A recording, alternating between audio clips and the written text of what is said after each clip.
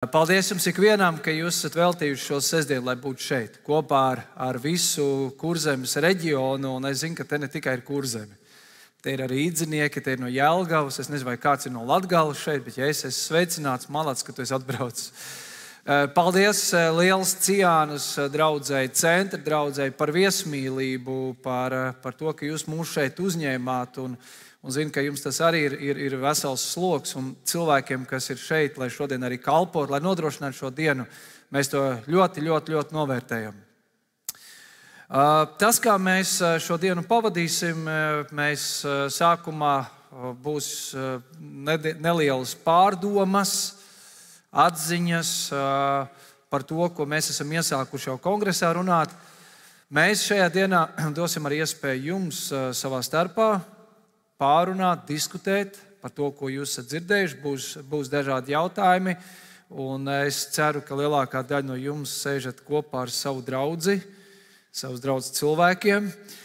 Ja nē, tad būs brīdis, kad jūs varēsiet pārsēsties, bet katrā ziņā mēs arī gribam dot iespēju jums paprocesēt, padomāt, pārunāt to, ko jūs esat dzirdējuši. Un tad mums būs arī nozara prezentācijas, sadraudzību laiks, pusdienas. Un pēcpusdienā savukārt mums būs vairāk iespēja dzirdēt pieredzes stāstus. Kas no tā, ko es arī līdzdalīšu, kā mūsu draudzēs cilvēki jau to reāli praktizē. Un, man liekas, tā ir tāda laba, svarīga daļa ieraudzīt to, ko tas nozīmē reāli praktiski, kā to izdzīvot. Un tie, kas jūs bijāt pagājušajā kongresā, mēs arī lēmām un runājam par to, ka kongresam obligāti nav jānotiek katru gadu, kaut gan tehniski tas var notikt pēc satversmes, bet mēs domājam, ka ir jādod varbūt labāk šī iespēja, ka vienu gadu mēs sabraucam uz Rīgu visi kopā, kas, man liekas, ir ļoti labs laiks, ļoti labi tāda vienojoša sajūta.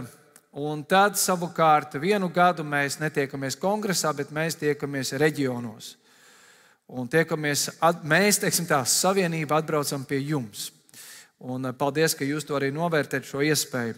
Mēs esam jau tikušies Vidzemē, Valmierā, nosacīti Vidzemē, Madonā arī tikāmies, kur bija arī brāļu māsas arī no Sēlijas un no Latgales.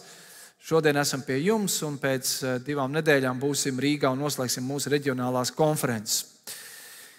Pagājušajā gadā kongresā mēs varētu teikt, aktualizējam to mūsu savienības misiju, uzdevumu, redzējumu, ko mēs īsti vēlamies, uz kurien mēs īsti vēlamies doties. Un es teiktu tā, ka jau pēdējos 11 gadus mūsu savienības darbs ir bijis tāds ļoti aktīvs un ļoti mērķtiecīgs, un esam centušies lausties iekšā un izlaust un veidot to bruģēto ceļu, lai mūsu draudzēs būtu izaugsme, lai mūsu draudzēs būs pārmaiņas.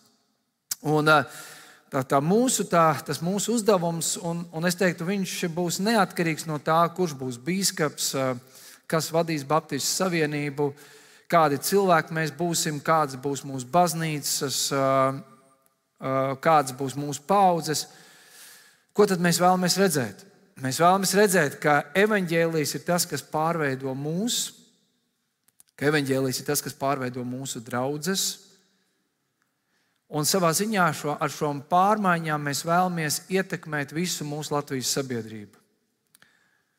Lai visur, kur mēs esam, cilvēki var brīnumainā veidā piedzīvot Dievu Kristus klātbūtni. Tas ir mūsu galvenais uzdevums. Pārmaiņas, pārveidošanās, un lai caur šīm pārmaiņām un pārveidošanos mūsos notiktu pārmaiņas un pārveidošanās visur, kur mēs esam, visā mūsu Latvijas sabiedrībā. Un es zinu, ka ir bijuši laiki, kur varbūt baptistiem vairāk ir bijusi tā domāšana kāda. Mēs esam uzticīgi tajā, ko Kristus mums ir devis, mācījis, un tad jau tās pārmaiņas paši no sevis ap mums notiks. Varbūt reizēm mēs, kā baptisti, baidamies lausties uz āru un radīt šo labā nozīmē ietekmi un nes šo svētību mums apkārt. Un tomēr ir ļoti svarīgi, ka mēs saprotam, ka mūsu uzdevums izdzīvot evaņģēliju nav tikai šeit, Dieva namā, bet vēl vairāk šo evaņģēliju svarīgi ir izdzīvot mūsu ikdienas dzīvē. Pāvils Efeziešiem saka šādus vārdus. Šī varenā spēka darbību Dievs ir parādījis Kristū, augšām celdams no mirušajiem un sēdinādams pie savas labās rokas debesīs, augstāk par katru valdību, varu, spēku, valdīšanu, pār visu citu, lai kādā vārdā arī to nosauktu. Nevien šajā laikā, bet arī nākamajā. Visu viņš ir nolicis zem Kristus kājām, bet viņu pašu kā galvu pār visam ir devis draudzei, kas ir viņa miesa, viņa piepildījums, viņa, kas visu visur piepilda. Šie patiesībā ir tādi ļoti spēcīgi Pāvila vārdi. Un Pāvils šeit pasludina Kristus ķēnišķumu, valdīšanu. Pāvils šeit pasludina to, ka Kristus ir valdnieks pār visu teritoriju, pār katru cilvēku dzīvi, pār jebkuru valdīšanu, varu, lai kāda tā arī būtu pasaulē. Un caur Kristu viņš visu piepilda. Bet tad ir interesanti, ko šajā raksturvietā mēs redzam, caur ko tad Kristus visu piepilda? Caur ko? Caur draudzi. Tāpēc Dievs ir radījis draudzi šajā pasaulē, caur kuru Kristus savu misiju piepilda un īsteno. Un es teiktu, tā ir milzīga atbildība un tā ir milzīga privilēģija. Un ja mēs domājam par vārdu visu, ko nozīmē viss? Viss tas nozīmē pilnīgi viss. Nekas nav ārpus visa. Tas nav stāsts tikai par garīgām praksēm. Tas nav stāsts tikai par dievkalpojumu, par kalpošanām. Tas nozīmē viss, kas ir šajā pasaulē, viss, kas notiek šajā pasaulē, Kristus savu uzdevumu ar to piepilda. Un viņš lieto mūs kā draudzi. Un tas nenozīmē to, ka tagad mums kā kristiešiem vajadzētu ieņemt tādu ļoti īpašu pozīciju un pateikt, redz, balstoties uz šiem Pāvila vārdiem, tātad mums ir īpaša autoritāte, mums ir īpaša privilēģija, tāpēc mums ir jābūt kristīgam prezidentam, tāpēc mums jābūt kristīgam pilsētas mēram, vai jābūt visam jābūt kristīgam, lai Dievs svētī, ka mums var būt kristīgs prezidents. Man iebildumi absolūtam nebūtu. Un tas nenozīmē to, ka mums būtu arī tādiem ļoti jābūt tādiem triumfiāliem, autoritīviem. Redziet, mums ir dota šī privilēģija, šis mandāts no Kristus. Nē, bet tas nozīmē būt tādām īpašām rūpēm, līdzjūtību. Es pat teiktu ar tādu tēvišķu mīlestību būt klātesošiem. Visā tajā realitātē, kurā mēs esam, ienest šīs pārmaiņas un būt par svētību visur, kur mēs esam. Un tad, kad mēs, protams, domājam par to visu, par visu lielo pasauli, par visu globālo pasauli un, protams, īpaši visu šo pēdējo laiku notikumos, liekas, ko mēs vispār te varam ietekmēt? Ko mēs vispār te varam izmainīt šajā pasaulē? Un tas var izklausīties ļoti kaut kas liels un plašs un nereāls. Tad, kad mēs ieraugam ikdienas problēmas, kas mums ir apkārt, mums liekas, tas ir kaut kas tik sarežģīts. Tur liekas, neko mēs izmainīt nevaram. Bet es teiktu tā, ka tas, kā mums būtu jādomā un kur vispirms tām pārmaiņām ir jāmainās, ir mums katram ir sava pasaule, kurā mēs dzīvojam, kurā mēs esam reāli, kurā mēs esam klātesoši. Un mums nav jādomā tikai globāli. Mums katram ir jāieraug tā mana pasaule, kurā es dzīvoju. Un jādomā par to, kā tajā pasaulē, kurā es esmu, es varu ienest Dieva valstības realitāti. Un kas tad ir tā pirmā pasaule, kurā ir jānotiek pārmaiņām? Pirmā pasaule, un tas ir tas, uz ko es pirms gribētu mūs visus aicināt. Pirmā pasaule, kurā ir jānotiek pārmaiņas, tā ir mūsu iekšējā pasaule. Tā ir ļoti bīstama teritorija. Tā ir ļoti izaicinoša teritorija.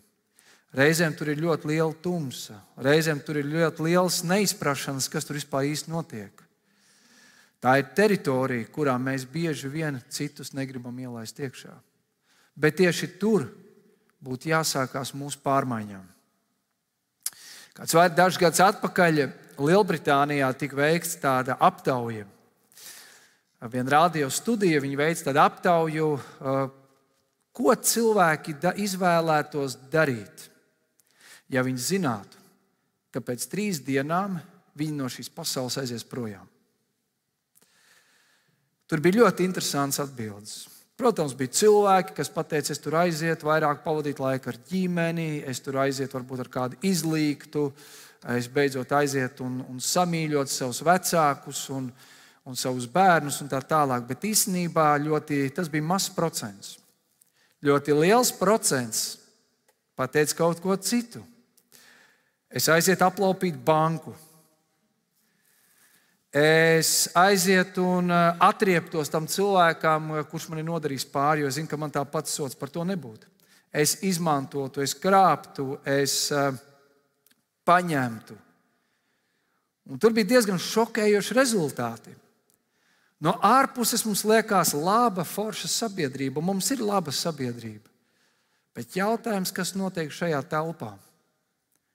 Iedod tikai atbilstoši apstākļus, un cilvēks būs gatavs pat uz vislielāko ļaunumu. Man liekas, Kārlis Jungs to ir teicis. Varbūt esat redzējuši, ja es neesat redzējuši, neskatieties. Ir tāda filma, tas nav patiesa stāsts, tas ir izdomāts stāsts. Filma, kas angliski saucas Purge. Un filmas scenārijs ir tāds, ka reiz gadā pasaulē nepastāv likumi. Un ir viena nakts, kad cilvēks var darīt visu, ko viņš vēlas. Tajā filmā netika attēlots, ka pēkšņi kāds aizgāja kaimiņam dārzu sakopa vai māju izremontēja vai aizgāja kādam kaut ko noziedoja. Absolūti nē. Tajā filmā tas tika parādīts ļoti dramatiski.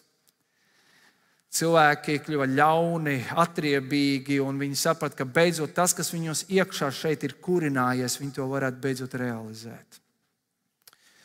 Un ja tāda pasaule kļūst par realitāti, tā ir izpostoša, iznīcinoša, sagraujoša pasaule.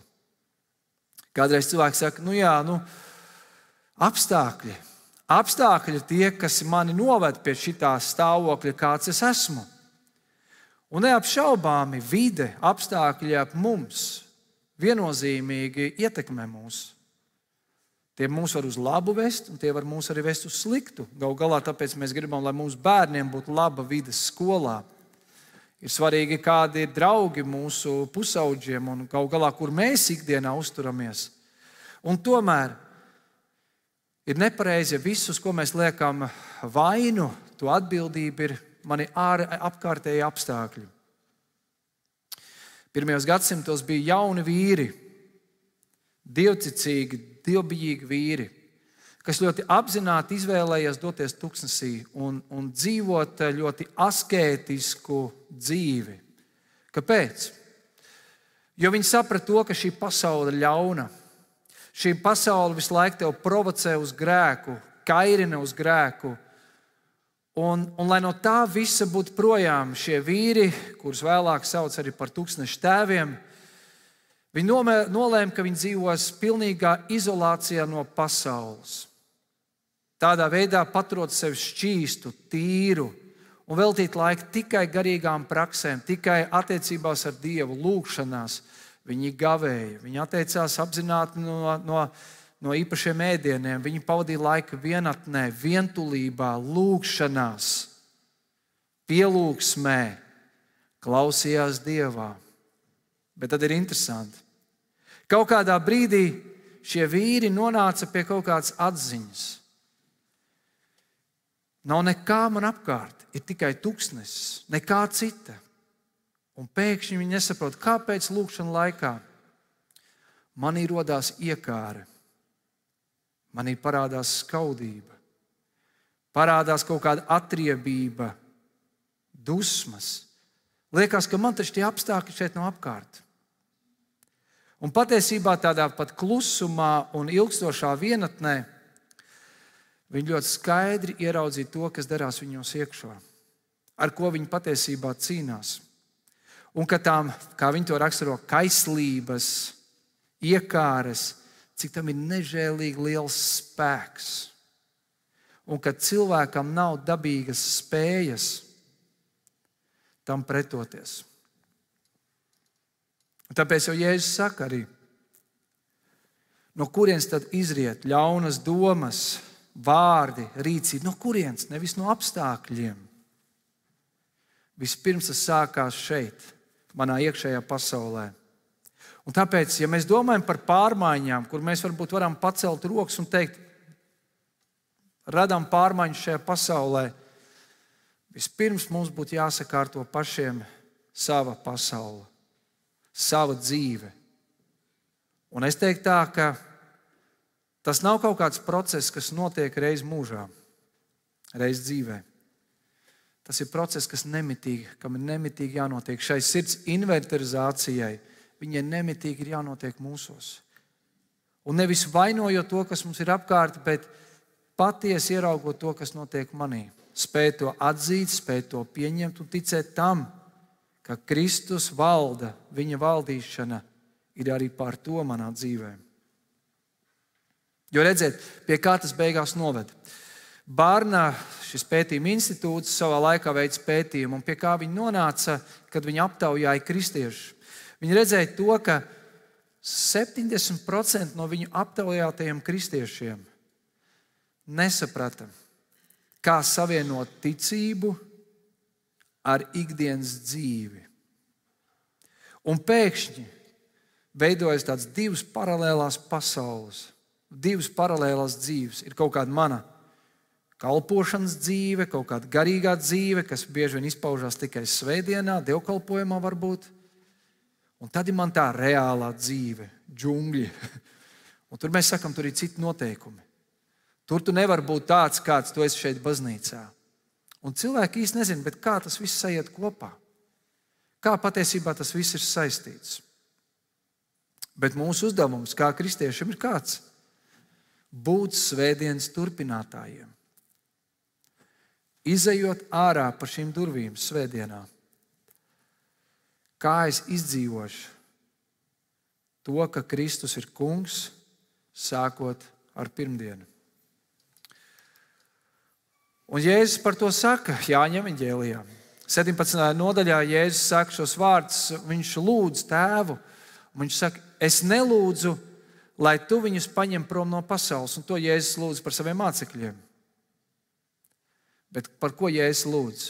Es lūdzu, lai tu viņus sargātu no ļauna. Viņi nav no pasaules, viņi nāk šajā pasaulē ar kaut kādu pilnīgi citu DNS kodu. Tāpat kā es neesmu no pasaules. Un tad, ja es saku, dari viņus svētus patiesībā, tad tas ir kaut kāds process. Dari viņus svētus patiesībā, jo tavi vārdi ir patiesība. Un ja es tad tālāk lūdzu, tāpat kā tu, Tēvs, mani esi sūtījis šajā pasaulē, arī es viņus sūtu kur? Pasaulē. Lai gan ir jāatzīst, reizēm skatoties uz šo pasauli, kas viennozīmīgi ir ļoti skaisti un brīnišķīgi, bet tad, kad tu redz visas tās problēmas, tev liekas, vai tu vispār vēlies būt daļa no tādas pasaules? Vai vieglāk nebūtu vienkārši bēgt no tā visa projām? Un, es aizmirstu autoru vārdu, kurš ir sarakstījis šo grāmatu, šis Benedikta, nevis Benedikta likums, bet Benedikta kopiena, kur viņam bija šī ideja, amerikāņu autors, kur viņš saka, redzot to, cik pasaule ir samaita, tad varbūt mums vispār jātaisa ir atsevišķa komūna, kur mēs dzīvojam, lai mēs varam izdzīvot šo svēto dzīvi. Bet patiesībā Jēzus mūs uz to neaicina. Draudz ir ļoti svarīga. Kristīga kopiena ir ļoti svarīga. Un tomēr Dievs mums aicina dzīvot tajā pasaulē, kāda nu viņa tev ir apkārt. Un te ir divas lietas, ko es gribētu akcentēt, dzīvojot šajā pasaulē. Ko tad nozīmē būt sūtītiem šajā pasaulē? Pirmkārt, kas ir mūsu aicinājums, ir būt uzticīgiem. būt uzticīgiem Kristum. Tas nozīmē, ka Kristus klātbūtne ir manī un caur mani visur, kur es eju, jo es esmu viņam uzticīgs. Jo mana ticības pārliecība par viņu, viņa nodomiem un vērtībām tiek katru dienu stiprināta. Un tas ir pirmais mūsu uzdevums. Esi uzticīgs. Esi uzticīgs tam, uz ko Kristus tev aicina. Un ko tas nozīmē? Jēzus sacīs tādus vārdus: es jūs sūtu šajā pasaulē kā avis vilku starpā. Un ko tad Jēzus ar to grib pateikt? Jēzus grib pateikt to, ka mēs ienesam pārmaiņas šajā pasaulē ar pilnīgi citu garu, ar citu noskaņu. Līdzīgi kā Pāvils, viņš saka, kad es esmu vājš, es patiesībā esmu stiprs. Un es teiktu tā, ka Pāvils ar to grib pateikt, es šajā pasaulē neesmu ar to pašu aroganto attieksmi, augstprātīgo attieksmi. No manis laužās ārā kaut kāds cits gars, cita attieksme nekā pasaulē. Tas, ko es teicu, mēs redzam pasaulē skarbošus džungļus. Liekas, tev tur vienkārši spēki jālaužās iekšā, bet ja es saku, es jūs sūtu kā avis vilku starpā. Tas nozīmē ko?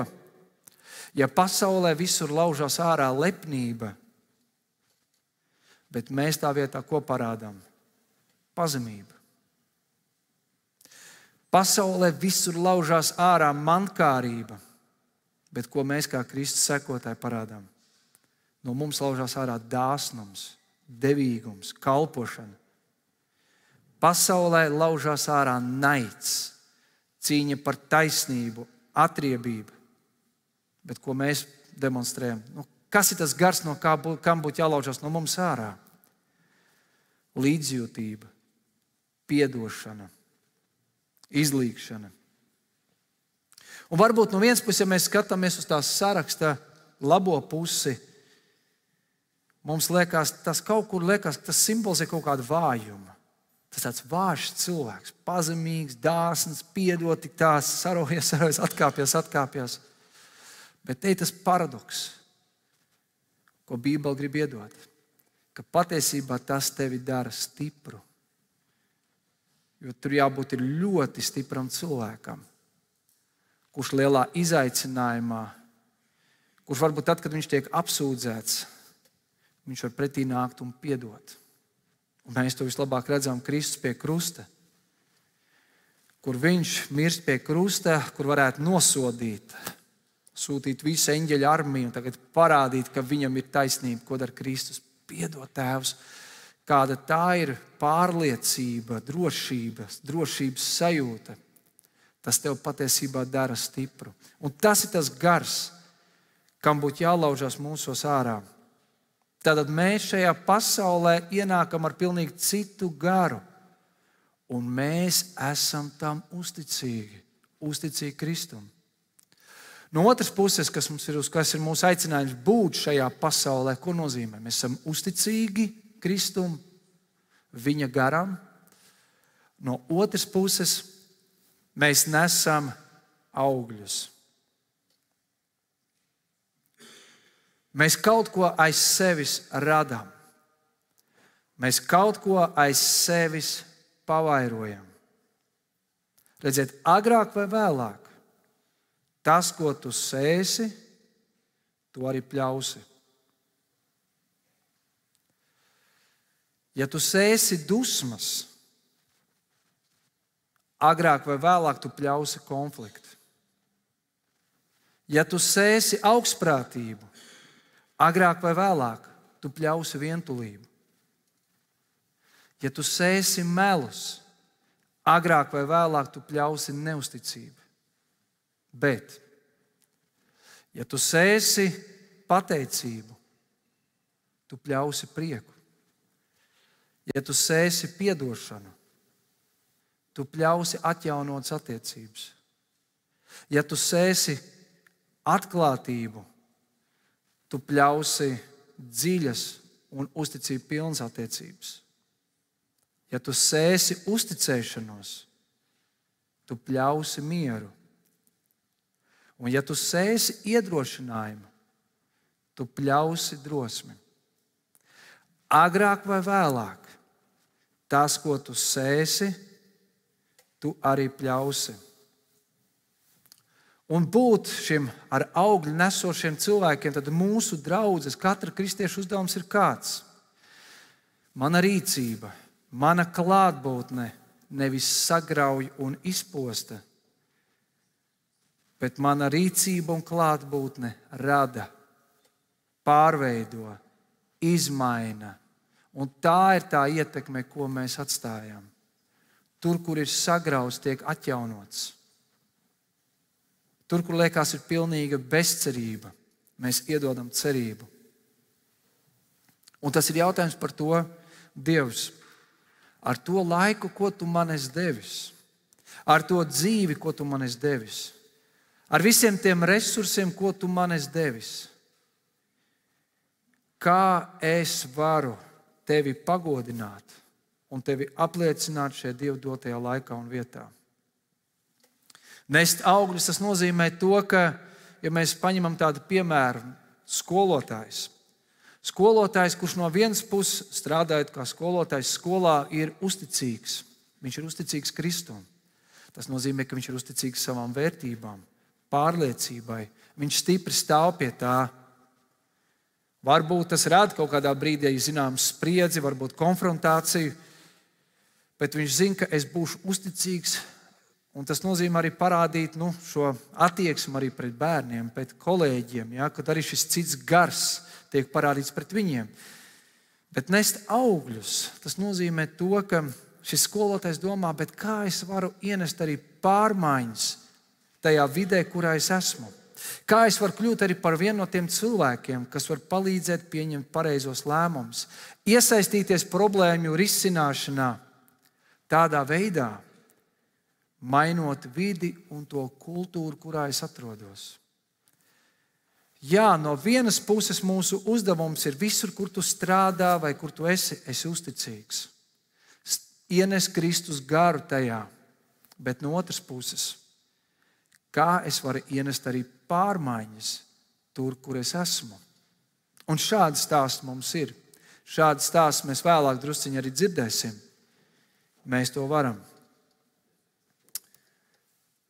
Kāds liels draudzes mācītājs, kur vairāk tūkstoši cilvēku nāca uz draudzi, viņš ar kaut kur redzēja to problēmu, ka cilvēki dzīvo tādu duālu dzīvi. Ir tāda mana garīgā dzīve, un tad es pārģērbjos un es kļūstu par tādu reālo cilvēku ikdienas dzīvē. Un tad viņš uzdeva šo jautājumu. Bet kur jūs būsiet sākot ar 10:10 pirmdienā? Kur tu būsi un kā tur, kur tu būsi, var ienest Kristus glātbūtni? Un kāds tu tur būsi? Interesanti, ka tajā dievkalpojumā viņš aicināja iznākt priekšā visiem ārstiem. Un tur bija diezgan daudz tajā draudzē ārsti. Viņi visi iznāca priekšā. Un tad viņš tā ļoti simboliski parādīja, nodemonstrēja, redziet, jūs neesat tikai ārsti. Jūs tikai neārsti. Tas nav, ka jūs tikai ārstējat cilvēkus un palīdzat, jūs darat labu darbu, jūs palīdzat viņiem fiziski. Bet patiesībā jūs tur nesat Kristus klātbūtne. Jūs iedodat kaut ko vairāk tikai kā cilvēkiem fizisko veselību. Jūs esat aicināti iedot arī šo garīgo veselību cilvēkiem. Un tad visi draudze aizlūdz par šiem ārstiem, svētīja viņus un, varētu teikt, viņus izsūtīja misijā. Un viņa misijas lauks nebija Āfrika vai Āzija vai Ukraina, bet slimnīca. Pirmā slimnīca, otrā slimnīca, tas bija viņa misijas lauks, lai ienestu Kristus klātbūtni. Visur, kur tu esi aicināts darīt Dievu zināmu cilvēkiem. Un tad, kad mēs domājam par to ietekmi, kas tad ir tā ietekme, ko gribam mēs ienest? Kas ir tās pārmaiņas, kuras mēs gribam ienest tur, kur mēs ikdienā esam? Un es gribētu teikt tādas 3 dimensijas, kuras mums ir jāienes. Pirmkārt, tā ir šī garīgā dimensija, kur mēs gribam redzēt pārmaiņas. Un tā ir ticība. Cilvēki visos laikos ir meklējuši garīgumu, un cilvēki tajā ir arī apjukuši. Nest ietekmi ar ticību nozīmē, ka es apzinos, ka man apkārt ir cilvēki, kas iet uz pazušanu, kas ir garīgi apjukuši, un es esmu aicināts ienest ticības skaidrību. Tas ir pirmais katra kristieša, katras draudzes uzdevums – pieskarties šai garīgai dimensijai un ienest pārmaiņas, sludināt evaņģēliju, par ko mēs tik daudz runājam, liecināt par Kristu, apliecināt viņu, vest cilvēkus tuvākās attiecībās ar Dievu. Tās ir svarīgākās un lielākās pārmaiņas, kas var notikt cilvēku dzīvē. Otra dimensija – tās ir attiecības ar cilvēkiem.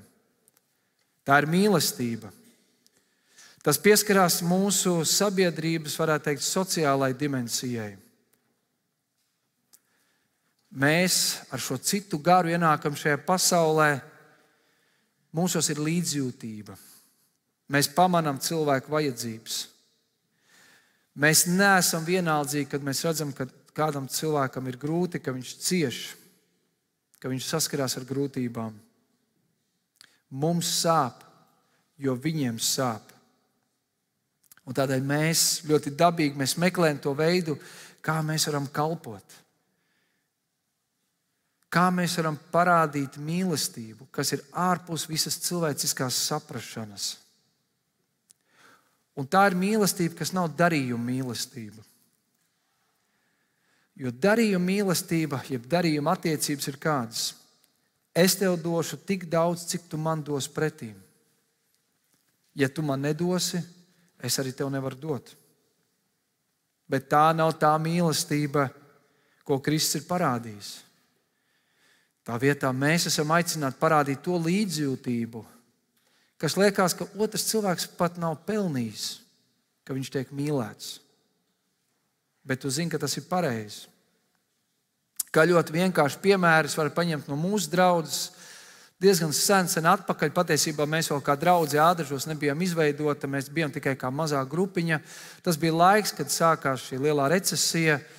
Mēs dzīvojām Ādažos, kur bija sacelts daudz stāvu mājas jaunās un jaunas ģimenes dzīvoja. Daudz bija paņēmuši kredītus, vairāk nekā viņi varēja atļauties samaksāt. Un kad nāca krīze, tad cilvēki tiešām saskarās ar ļoti nopietnām problēmām. Varētu teikt, ka no ārpuses izskatījās, ka šie cilvēki dzīvo labu dzīvi. Neviens no viņiem neizskatījās, varētu teikt, pēc tāda bezpajumtnieka. Viņi dzīvoja labu dzīvi, bet viņi vienkārši nonāca savas dzīves kaut kādā punktā, ka viņi vienkārši vairs nevarēja dzīvē atļauties, parūpēties par pamatvajadzībām. Un mēs, kā šie draudzes cilvēki, mēs redzējām, ka ir šī vajadzība, un mēs domājam, ko mēs varam darīt. Šie cilvēki mums nenozīmē neko. Mēs kāds no viņiem pazinām, bet tie nebija mūsu tuvu draugi, tie nebija mūsu radinieki. Mums nebija nekādas emocionālās saiknes ar šiem cilvēkiem. Bet mēs redzējām, ka šiem cilvēkiem sāp. Nāk tuvojās Ziemassvētki, un mēs kā draudz nolēmām, kā būtu, ja mēs sarūpētu tādu labu, kārtīgu maltīti šiem cilvēkiem. Lai vienkārši šie Ziemassvētki viņiem var būt skaisti un svinīgi un īpaši. Tas varbūt ir mazs darbs, maza lieta, bet priekš šiem cilvēkiem tas var nozīmēt ļoti daudz. Mīlestības darbi, tas ir tas mīlestības spēks. Pieskarties šai sociālajai dimensijai. Un trešās pārmaiņas, kuras mēs gribam redzēt, ir, es teiktu, tā ir šī cerība, ko mēs gribam ienest cilvēkiem, kas skar sabiedrības sistemātiskās problēmas un šos sabiedrības izaicinājumus. Tas nozīmē ienest cerību tur, kur ne tikai viena cilvēka dzīve tiek sagrauta, bet mēs redzam, ka tā ir vesela sistēma, kas sagrauj daudzu cilvēku dzīves. Un mēs kā kristieši, mēs nevaram vienkārši nostāties un stāvēt malā un teikt, tāda ir pasaule, pats vainīgs. Bet mēs uzdodam šo jautājumu, ko mēs varam darīt, lai to izmainītu. Lai tur, kur ir pilnīga bezcerība, mēs varam ienest cerību. Atjaunot to, kas ir deformēts. Tur, kur ir pazudusi šī Dieva līdzība. Varbūt ļoti vienkāršs piemērs un varbūt ne līdz galam viņš parāda to problēmas atrisinājumu, bet mums Ādažos ir tikai viena spēļu zāle, viens Fēniks. Par to ir liela pateicība Dievam. Bet patiesībā savā laikā tur varēja būt ļoti daudz spēļu zāles. Jo, kā ziniet, tas ir ļoti ienesīgs bizness. Bet es atceros, kā mēs arī draudzē ļoti reāli ar to pašu saskārāmies. Kādā ziemas naktī, 3 naktīs saņēmu zvanu, jo es esmu bijis tajā spēļu zālē 2 reizes. Neuztraucieties, nevienu reizi nespēlēju, bet abas reizes nācās glābt cilvēks ārā no turienes.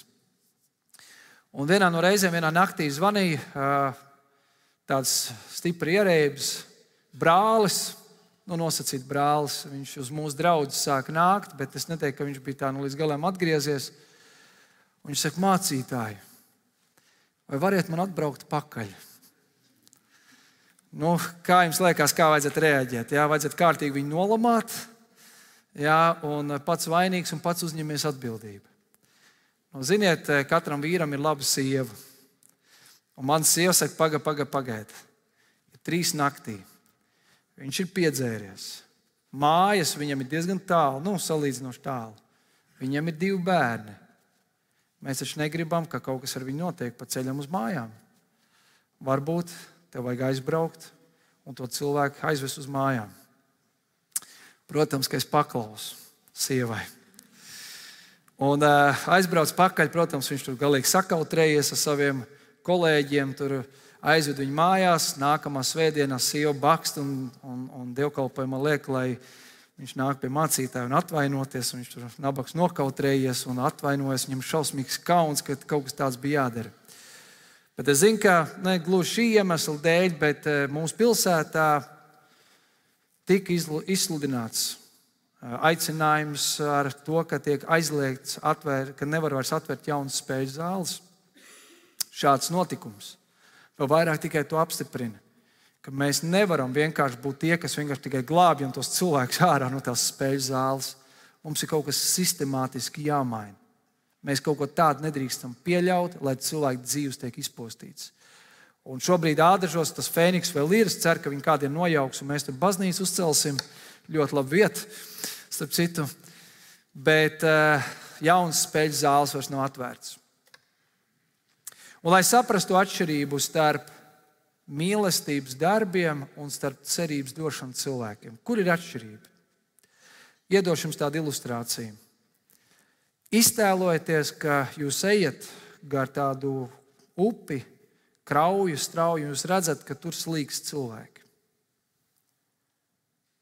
Tev tas cilvēks neko nenozīmē. Viņš ir pilnīgi svešs. Tu pat nezini viņa stāstu, kāpēc viņš tur slīkst. Bet tāpēc, ka tev ir cits gars.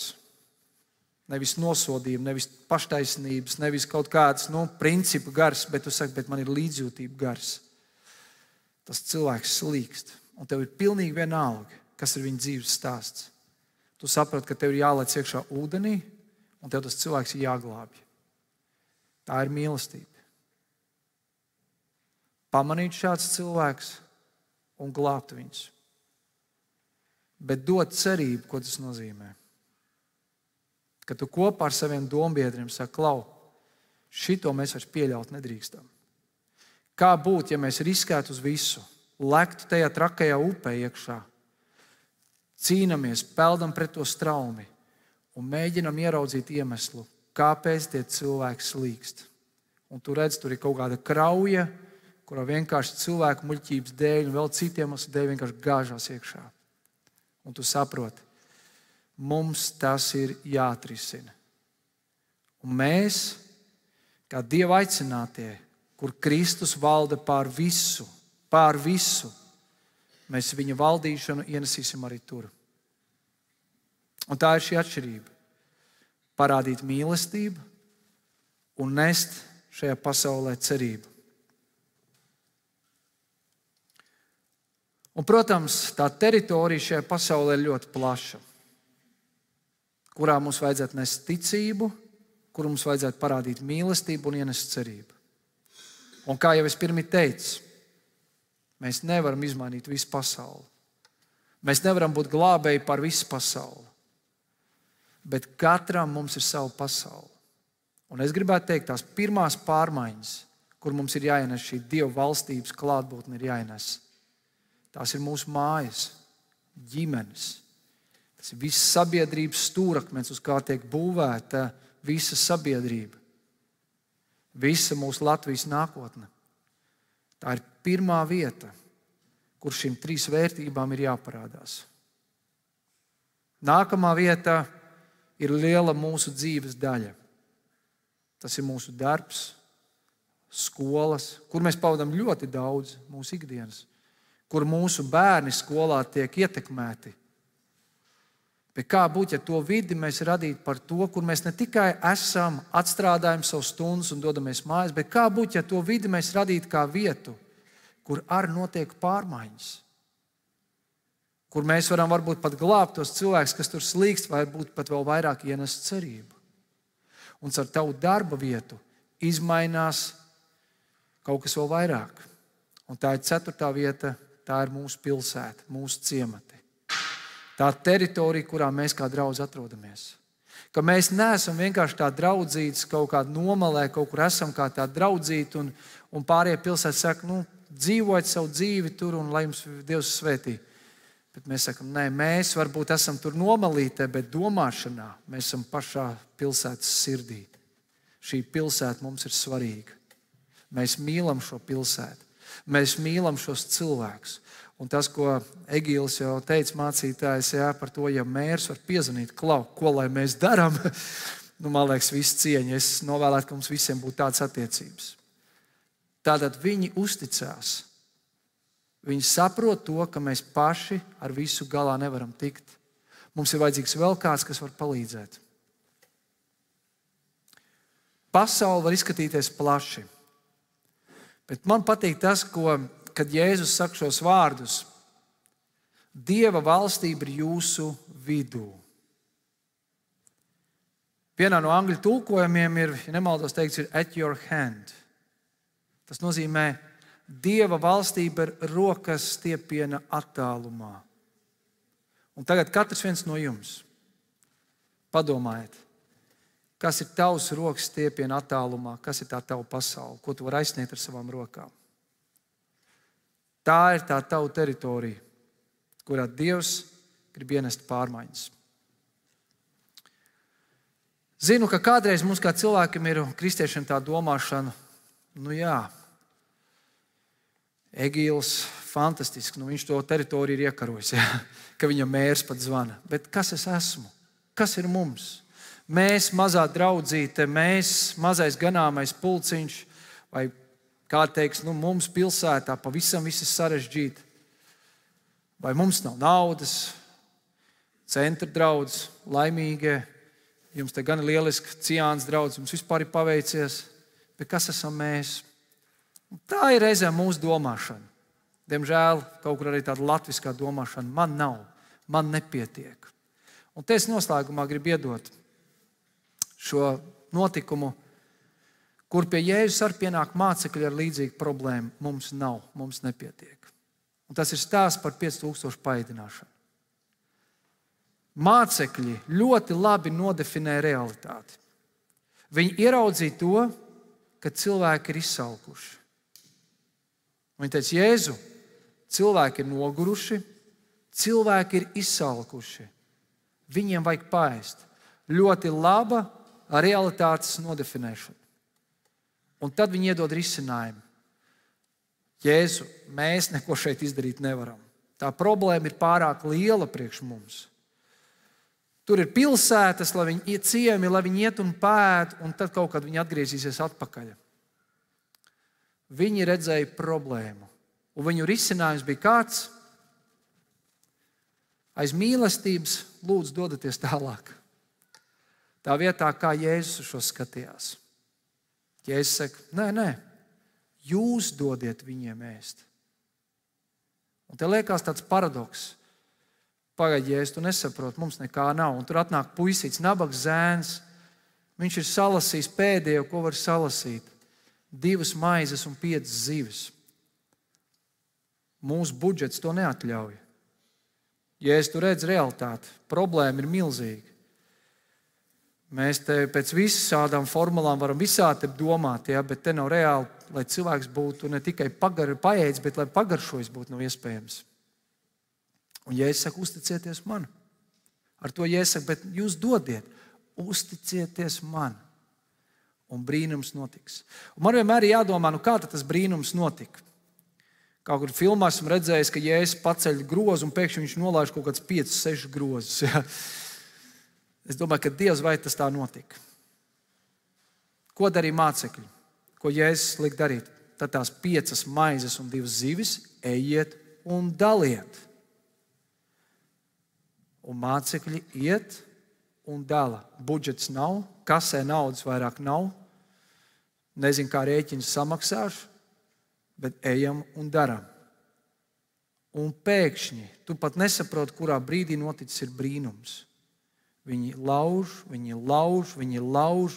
bet kā tas var būt, ka mums pietiek? Mums taču nepietiek. Mēs nevarējām. Mums bija par īsu, par mazu. Kāpēc mēs pēkšņi varam izdarīt? Un ne tikai tas paliek pāri. Un cik paliek pāri? 12 grozi, 12 mācekļi. Atnāk atpakaļ pēc svētību te visā. To teoloģiju šeit neattīstīšu. Tādēļ tas iedrošinājums jums kā draudzes. Nedomājiet par to, kas jums nav. Domājiet par to, kas jums ir dots. Un jums visiem kaut kas ir dots. Un jūs katrs varat būt ar šo domāšanu. Mēs esam pašā mūsu pilsētas, mūsu vajadzības sirdī. Un ieraugiet to, uz ko Dievs jūs patiesībā aicina. Mums nav jāizmaina viss. Mums nav jāietekmē viss, bet katrai draudzei ir jāierauga savs uzdevums. Lai pilsētā tiešām cilvēki varētu teikt tā, būtu žēl, ja jūs vairs mūsu pilsētā nebūtu. Būtu žēl, ja jūs mūsu ciematā vairs nebūtu. Ar tādu domāšanu mums jādzīvo. Lai Dievs mūs svētī. Tagad es gribu dot laiku jums, jūsu draudzes komandās. Ja tu esi viens pats no savas draudzes, tad jūs droši varat pievienoties kādam citam pulciņam un kopīgi aprunāt. Un es gribētu, ka jūs varētu padomāt par šiem 4 jautājumiem. Un es gribētu, ka jūs varbūt sabalansētu to laiku. Mums kopumā ir kaut kādas 30 minūtes tam dotas. Ļaujiet arī visiem izteikties, mācītāji, īpaši jūs, ja ļaujiet citiem izteikties. Un pirmais jautājums ir, kas ir labi? Ko mēs kā draudze darām labi, ja? Un latvietim īpaši vajag šito sadaļu iedot. Ja? Jo mēs uzreiz ceļamies, ceram uzreiz, bet kas ir labi mūsu draudzē? Otram kārtām, kas ir tās problēmas un vajadzības, ko jūs saskatāt sev apkārt? Un kuras no tām mēs saredzam kā tāds mūsu iespējas? Jums nav tagad jāuzskaita visas entās jūsu dzīves, apkārtnes, sabiedrības problēmas, bet kuras jūs saprotat, tas īpaši skar jūs, un ka jūs to redzat kā iespēju. Maizes un zivs stāsts. Un tad ir, man liekas, ļoti svarīgs jautājums, 3. Kas ir tie šķēršļi, kas tev kavē, lai tu nevarētu to darīt? Un tie varbūt bieži vien ir šķēršļi šeit. Un 4. kas būtu vajadzīgs, lai mēs kā draudze uzņemtos atbildību un rīkotos. 4 jautājumi, un ja mums būs laiks, es labprāt arī no kādiem no jums dzirdētu kādas labas idejas un jūsu secinājumus. Lai Dievs jūs svētī.